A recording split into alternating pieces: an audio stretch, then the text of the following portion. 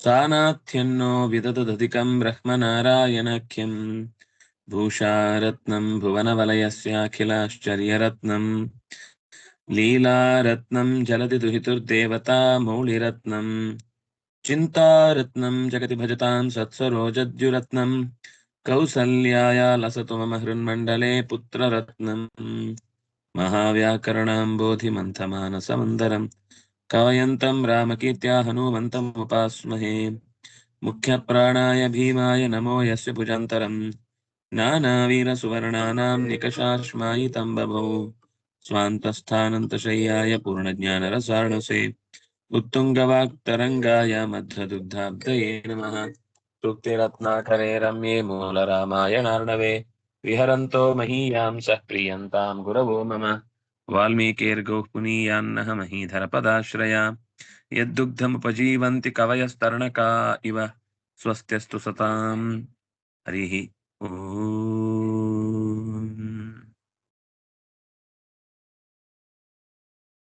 ಹನುಮಂತ ಆಗಸಕ್ಕೆ ನೆಗೆದ ಹೊತ್ತಿನಲ್ಲಿ ಅವನು ಹೇಗೆ ಅದನ್ನ ನಿರ್ವಹಿಸಿದ ಅನ್ನುವ ಸಂಗತಿಯನ್ನ ನಾವು ನೋಡ್ತಾ ಇದ್ವಿ.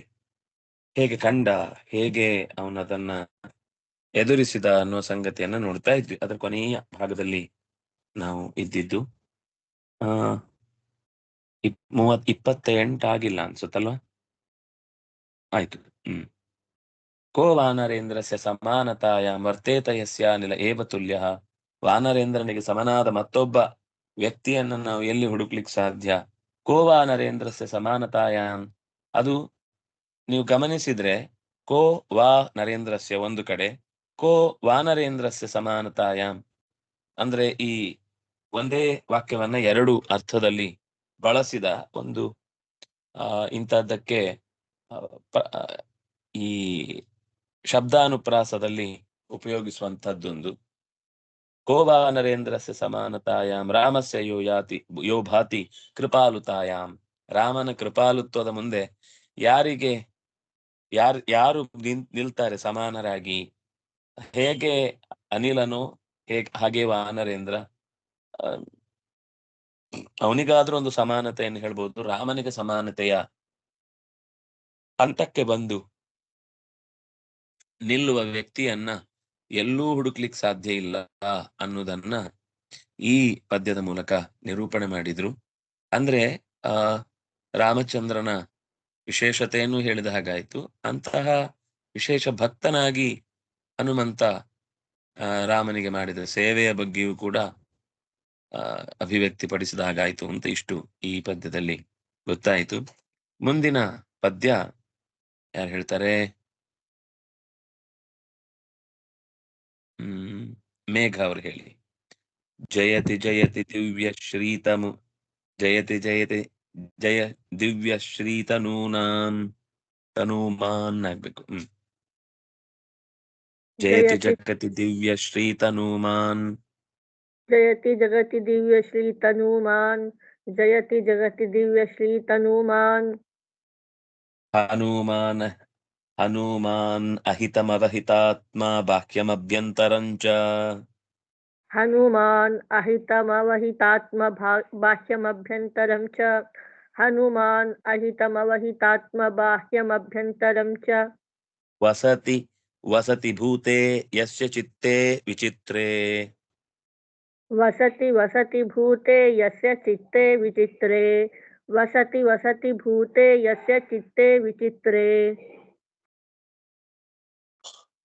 ಭುವನ ಭುವನ ಭವನ ಪೂರ್ಣೋ ರಾಮದೇವ ಸದೇತಿ. ಭುವನ ಭವನ ಪೂರ್ಣೋ ರಾಮದೇವ ಸದೇತಿ. ಭುವನ ಭವನ ಪೂರ್ಣೋ ರಾಮದೇವ ಸದೇತಿ. ಜಗತಿ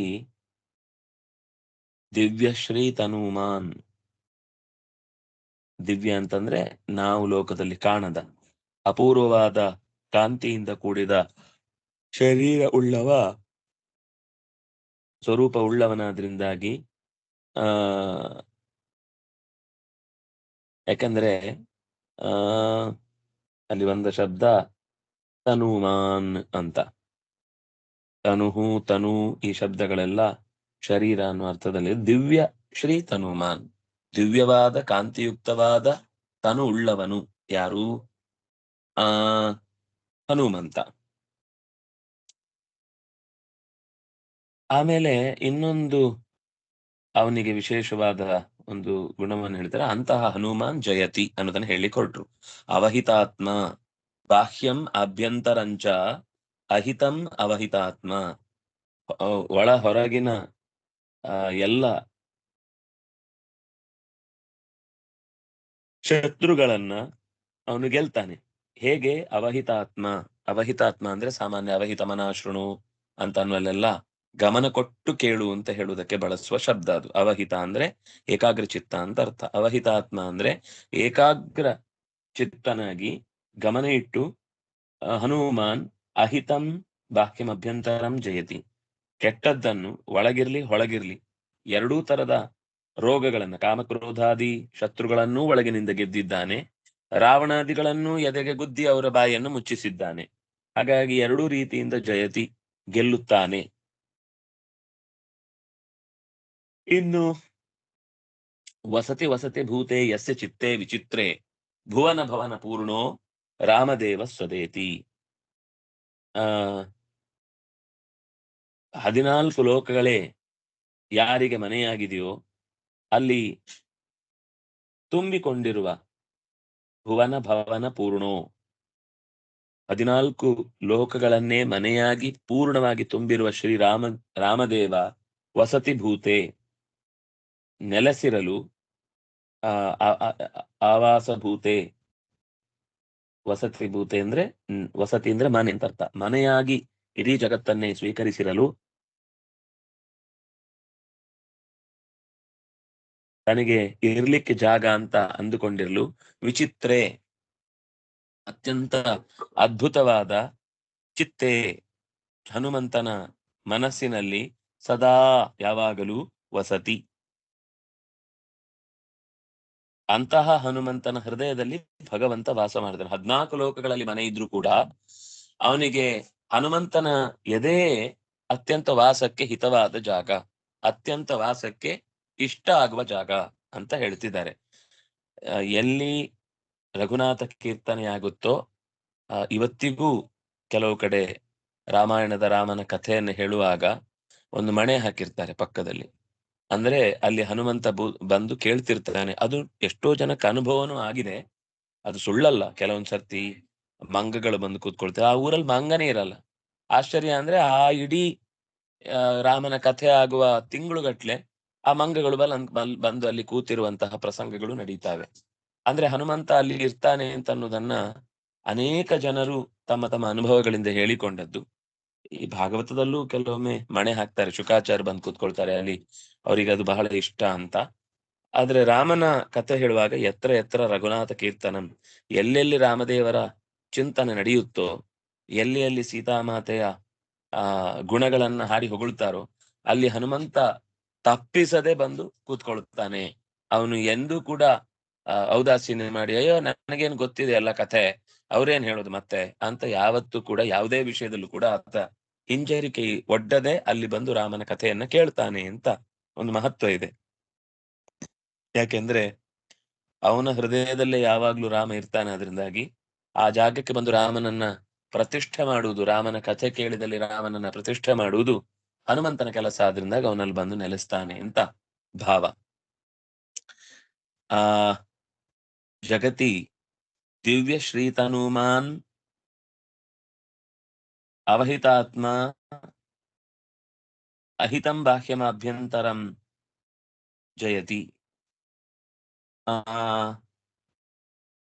ಭುವನ ಭವನ ಪೂರ್ಣೋ ರಾಮದೇವಃ ಯಸ್ಯ ವಿಚಿತ್ರೇ ಚಿತ್ತೆ ವಸತಿ ಭೂತೆ ಸದಾ ವಸತಿ. ಯಾರ ಚಿತ್ತ ಬಹಳ ವಿಚಿತ್ರವಾದ ಭಗವಂತನನ್ನ ಹೊತ್ತು ನಿಂತಿದೆಯೋ ಅಂತಹ ಚಿತ್ತದಲ್ಲಿ 3 ಲೋಕಗಳಿಗೆ ಅಥವಾ 14 ಲೋಕಗಳಿಗೆ ಒಡೆಯನಾಗಿ ಅಂತಹ ದೊಡ್ಡ ಮನೆ ಇದ್ದಾಗಲೂ ಕೂಡ ರಾಮ ಸದಾ ಯಾವಾಗಲೂ ವಸತಿ ಭೂತೆ, ತನಗೆ ಅತ್ಯಂತ ಪ್ರೀತಿಯ ಆಶ್ರಯ ತಾಣವಾದಂತಹ ಹನುಮಂತನ ಚಿತ್ತದಲ್ಲಿ ವಸತಿ ನೆಲೆಸುತ್ತಾನೆ ಅಂತ ಒಟ್ಟು ಆ ಶ್ಲೋಕದ ಭಾವಾರ್ಥ.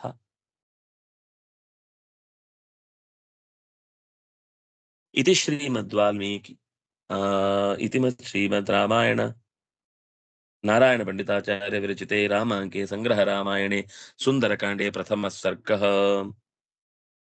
ಅದರ ಸಂಗ್ರಹ ಟೀಕೆಯನ್ನು ಒಂದ್ಸಲ ಓದ್ತೇನೆ ಚಂದ್ರಿಕೆಯನ್ನ.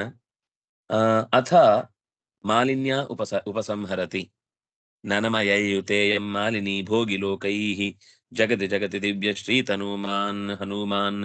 ಅಲ್ಲಿಗೆ ಹನುಮಾನ್ ಅಂತ ಬಂದ್ರೆ ನಿಮ್ಗೆ ಪದ್ಯ ಓದ್ಲಿಕ್ಕೆ ಶುರುವಾಗುತ್ತೆ. ಆ ಹನುಮಾನ್ ಕೆಳಗೆ ಬಂದದ್ರಿಂದ ಪದ್ಯ ಓದ್ಲಿಕ್ಕೆ ಕಷ್ಟ ಆಗ್ತದೆ. ಜಯತಿ ಜಯತಿ ಜಗತಿ ಶ್ರೀ ದಿವ್ಯ ಶ್ರೀ ತನುಮಾನ್ ಹನುಮಾನ್ ಅಹಿತಮವಹಿತಾತ್ಮ ಬಾಹ್ಯಮಭ್ಯಂತರಂಚ ವಸತಿ ವಸತಿ ಭೂತೆ ಯಸ್ಯ ಚಿತ್ತೇ ವಿಚಿತ್ರೇ ಭುವನ ಭವನ ಪೂರ್ಣೋ ರಾಮದೇವ ಸ್ವದೇತಿ ನನಮಯಯುತೇಯಂ ಮಾಲಿನಿ ಭೋಗಿ ಲೋಕೈಃ ಅಂತ ಇಲ್ಲಿ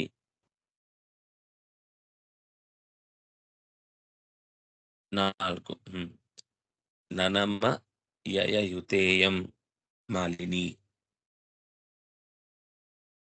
1 2 3 4 5 6 7 8 9 10 11 12 13 14 15 ಅಂದ್ರೆ 7 ಮತ್ತೆ 8.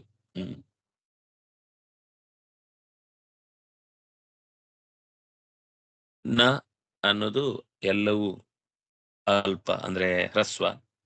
ನನ್ನ 2 ಹಾಗೆ. ಮ ಅನ್ನೋದು ಎಲ್ಲ ಗುರು, ಸರ್ವಲಘು ಸರ್ವಲಘು ಸರ್ವಗುರು. ನನ್ನ ಮ ಯಯ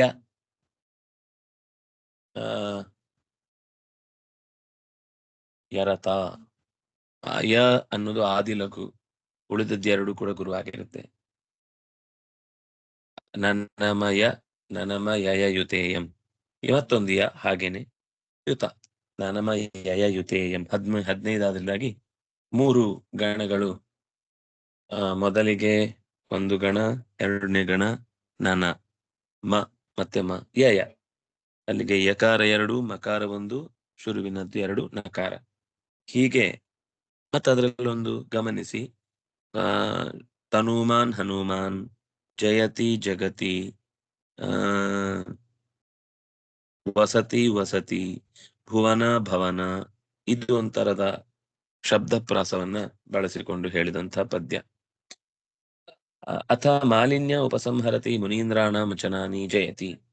ದಿವ್ಯ ಅಂದ್ರೆ ಲೋಕೋತ್ತರ ಶ್ರೀ ಶೋಭಾ ಯಸ್ಯಾಹ ಸಾ ದಿವ್ಯತನೂ ಶ್ರೀತನು ದಿವ್ಯ ಶ್ರೀತನೂ. ಬಾಹ್ಯಮಾಭ್ಯಂತರಂ ಅಂತರಾಳಂಚ ಅಹಿತಂ ಕೆಟ್ಟದ್ದನ್ನು, ಅನಿಷ್ಟಂ ಜಯತಿ ನಾಶಯತಿ. ಭುವನಮೇವ ಯಸ್ಯ ಭವನಂ ಭುವನವೇ ಯಸ್ಯ ಭವನ ಯಾರ ಮನೆಯೋ. ಬ್ರಹ್ಮಾಂಡಂ ವರ ಮಂದಿರಂ ಇತ್ಯಾಚಕ್ಷತೆ. ಮಂದಿರೇ ನೈಕತ್ರ ಕೋಷ್ಠೆ ತಿಷ್ಪಸತಿ ಕಿಂತು ಪೂರ್ಣೋ ವ್ಯಾಪ್ತಃ ರಾಮದೇವಃ ವಸತಿ ಭೂತೆ ಸ್ವಾವಾಸಭೂತೆ ಯತ್ರ ವಿಚಿತ್ರೇ ಚಿತ್ತೆ ಸದಾ ಲಸತಿ ಇತಿ ಮುದಿತಾ ಮುನೀಂದ್ರಾಹ ಅವೋಚನ್.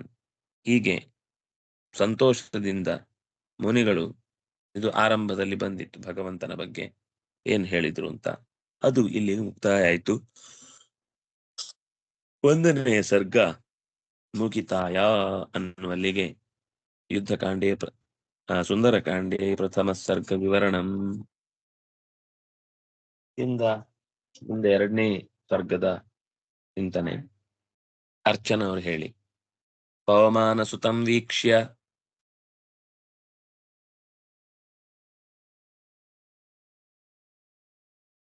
ವಾರುಣಿಯವರು ಹೇಳಿ. ಪವಮಾನಸುತಂ ವೀಕ್ಷ್ಯ ಕೇಳಿಸ್ತಿಲ್ಲ ಆಚಾರ್ಯ? ಪ್ಲವಮಾನಂ ಮಹಾರ್ಣವ ಹೇಳಿ. ಕೇಳಿಸಿದೆ ಹೇಳಿ ಅರ್ಚನ ಅವರು.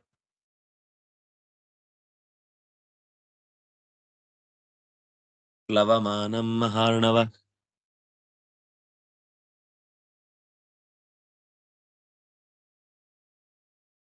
ಮಗ್ನಮಾತ್ಮನಿ ಮೈನಾಕಂ ಮಗ್ನಮಾತ್ಮನಿ ಮೈನಾಕಂ ಸಿಂಹಾದ್ರೇ ಸೂನುಮಬ್ರವೀತ್ ಹಿಮಾದ್ರೇ ಸೂನುಮಬ್ರವೀತ್ ಹಿಮಾದ್ರೇ ಸೂನುಮಬ್ರವೀತ್.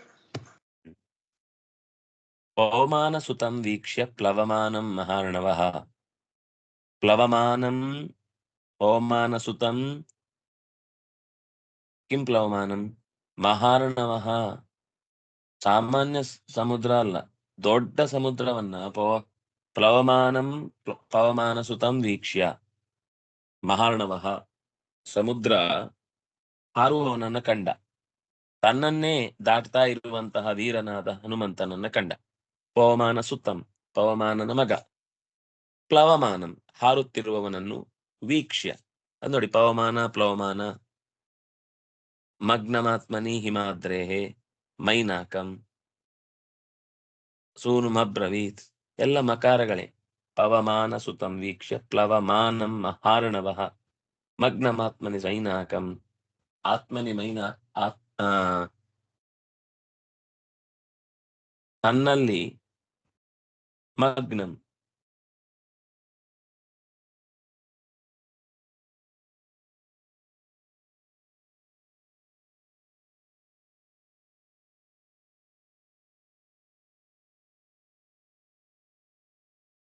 ಅಂದ್ರೆ ಹನುಮಂತ ಆಕಾಶದಲ್ಲಿ ಸಮುದ್ರ ಮಾರ್ಗವಾಗಿ ಹೋಗುವಾಗ ಸಮುದ್ರನೇ ಅವನನ್ನ ಗೌರವಿಸುವ ನಿರ್ಧಾರಕ್ಕೆ ಬರುವ ಮಾತನ್ನು ಹೇಳ್ತಾ ಇದ್ದಾರೆ. ಆತ್ಮನಿ ಮಗ್ನಂ, ತನ್ನಲ್ಲಿ ಮುಳುಗಿರುವ ಹಿಮಾದ್ರೇಹ ಸೂನು ಮೈನಾಕಂ ಅಬ್ರವೀತ್. ತನ್ನ ಕಡಲಾಳದಲ್ಲಿ ಅಡಗಿರುವ ಹಿಮಾದ್ರೇಹೆ, ಹಿಮಾದ್ರಿ ಅಂದ್ರೆ ಹಿಮವ ತಪ್ಪಲು, ಹಿಮವಾನ್ ಅನ್ನುವವನ ಮಗ ಮೈನಾಕ. ಆ ಮೈನಾಕದ ಮರಿ, ಹಿಮಾದ್ರಿಯ ಮರಿ ಮೈನಾಕ. ಆ ಮೈನಾಕವನ್ನ ತನ್ನೊಳಗೆ ಇರಿಸಿಕೊಂಡಿದ್ದ ಸಮುದ್ರ ರಾಜ ಈಗ ಹನುಮಂತ ಆಕಾಶದಲ್ಲಿ ಸಾಗುತ್ತಿರಲು ಈ ಮಾತನ್ನು ನುಡಿದನು. ಸೂನುಂ ಅಬ್ರವೀತ್, ಮಗನನ್ನು ಕುರಿತು ಹೇಳಿದ. ಪ್ಲವಮಾನಂ ಪವಮಾನ ಸುತಂ ವೀಕ್ಷ್ಯ ಮಹಾರ್ಣವಃ. ಹಾರುತ್ತಿರುವ ಪವಮಾನನ ಮಗನಾದ ಹನುಮಂತನನ್ನ ಮಹಾರ್ಣವನೆನಿಸಿದ ಕಡಲು ನೋಡಿ, ಆತ್ಮನಿ ಮಗ್ನಂ ಹಿಮಾದ್ರೇಹ ಸೂನುಂ ಮೈನಾಕಂ ಅಬ್ರವೀತ್. ತನ್ನಲ್ಲಿ ಮುಳುಗು ಹಾಕಿರುವ ಮೈನಾಕನನ್ನ ಮೇಲೆದ್ದಿ ಬಂದವನನ್ನ ಕುರಿತು ಅಬ್ರವೀತ್ ಹೀಗೆ ಹೇಳಿದನು. ಆತ್ಮನಿ ಮಗ್ನಂ ಅಂದ್ರೆ ಸಮುದ್ರ ರಾಜ ಮೈನಾಕ ಪರ್ವತವನ್ನು ಕುರಿತು ಹೀಗೆ ಹೇಳಿದ. ಒಟ್ಟು ಇದರ ಭಾವ ಹಾಗೆ. ಮೈನಾಕನ ಕುರಿತು, ಮೈನಾಕನತ್ರ ಆದಿತ್ಯನ ಉಪದೇಶದ ಕುರಿತು ಏನಾಯಿತು ಅನ್ನೋದನ್ನ ಹೇಳ್ತಿದ್ದಾನೆ. ಹನುಮಂತ ಸಮುದ್ರಕ್ಕೆ ಹಾರಿದ ತಕ್ಷಣವೇ ಸಮುದ್ರ ರಾಜ ಹನುಮಂತನ ಬಗ್ಗೆ ಅಥವಾ ಅವನು ಯಾವ ಕಾರ್ಯಕ್ಕೆ ಬಂದಿದ್ದಾನೆ ಅನ್ನೋದರ ವಿವರದ ಬಗ್ಗೆ ಅಲ್ಲಿ ಮುಂದೆಯೂ ಹೆಚ್ಚು ವಿವರ ಬರಲ್ಲ, ಇಲ್ಲೇ ಮಾತಾಡಿದ್ರೆ ಪ್ರಸಂಗ ಬಂದಾಗ ಮುಂದೆ ಅದನ್ನ ಮತ್ತೆ ಚರ್ಚೆ ಮಾಡೋಣ. ಇಲ್ಲಂತೂ ಹಿಮಾದ್ರಿಯ ಸೂನುಂ ಅಬ್ರವೀತ್, ಮಗನನ್ನು ಕುರಿತು ಸಮುದ್ರ ರಾಜ ಹೀಗೆ ಹೇಳಿದ, ಮೈನಾಕನನ್ನು ಕುರಿತು ಹೀಗೆ ಹೇಳಿದ. ಇಷ್ಟೇ ಅಂಶ. ಪವಮಾನಸ್ಯ ಸುತಃ ತಂ. ಪ್ಲವಮಾನಂ ಅನ್ನೋದು ಶಾನಚ್ ಪ್ರತ್ಯಯಾಂತವಾದ ಶಬ್ದ. ಮಹಾನ್ ಅರ್ಣವಃ ಯಸ್ಯ ಸಹ ಮಹಾರ್ಣವಃ.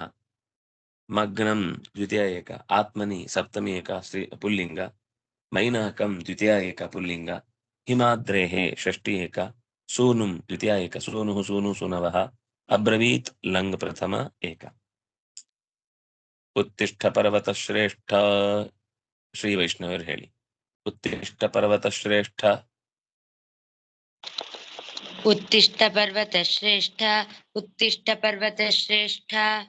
ವಿಶ್ರಮಾರ್ಥಂ ಹನುಮತ, ವಿಶ್ರಮಾರ್ಥಂ ಹನುಮತ, ವಿಶ್ರಮಾರ್ಥಂ ಹನುಮತ. ರಾಮದೇವಸ್ಯ ದೂತೋಯಂ, ರಾಮದೇವಸ್ಯ ದೂತೋಯಂ, ರಾಮದೇವಸ್ಯ ದೂತೋಯಂ.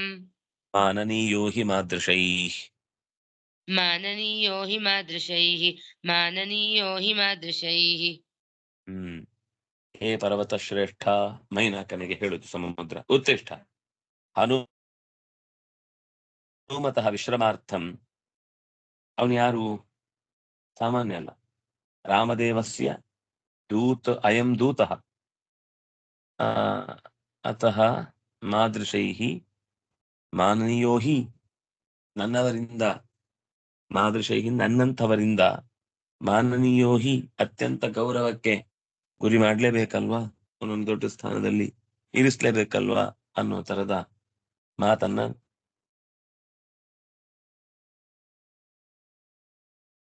ಇಲ್ಲಿ ಅವನು ಎಬ್ಬಿಸಿದ ಮಾತು. ಹೇ ಪರ್ವತ ಶ್ರೇಷ್ಠ, ಮೈನಾಕ ಪರ್ವತವೇ ಉತ್ತಿಷ್ಠ, ಎದ್ದೇಳು. ವಿಶ್ರಮಾರ್ಥಂ ಹನುಮತಃ ಕಿಂ ಕರ್ತವ್ಯಂ, ಹನುಮತಃ ವಿಶ್ರಾಮಾರ್ಥಂ ನಿದ್ದೆಗೆ ಬೇಕಿರುವ ವ್ಯವಸ್ಥೆ ಅಥವಾ ಉಳ್ಕೊಳ್ಳಿಕ್ಕೆ ಬೇಕಿರುವ ವ್ಯವಸ್ಥೆಯನ್ನ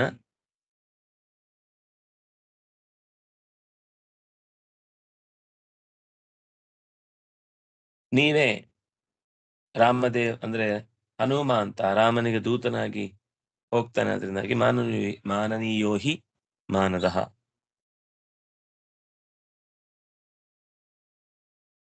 ಸರಿ, ಇದರ ವಿಶೇಷಾಂಶವನ್ನು ನಾಳೆಯ ಚಿಂತನೆಯಲ್ಲಿ ನೋಡೋಣ. ಶ್ರೀ ಹರಿಪ್ರಿಯತ ಶ್ರೀಕೃಷ್ಣ ಅರ್ಪಿತಂ ಅಸ್ತು.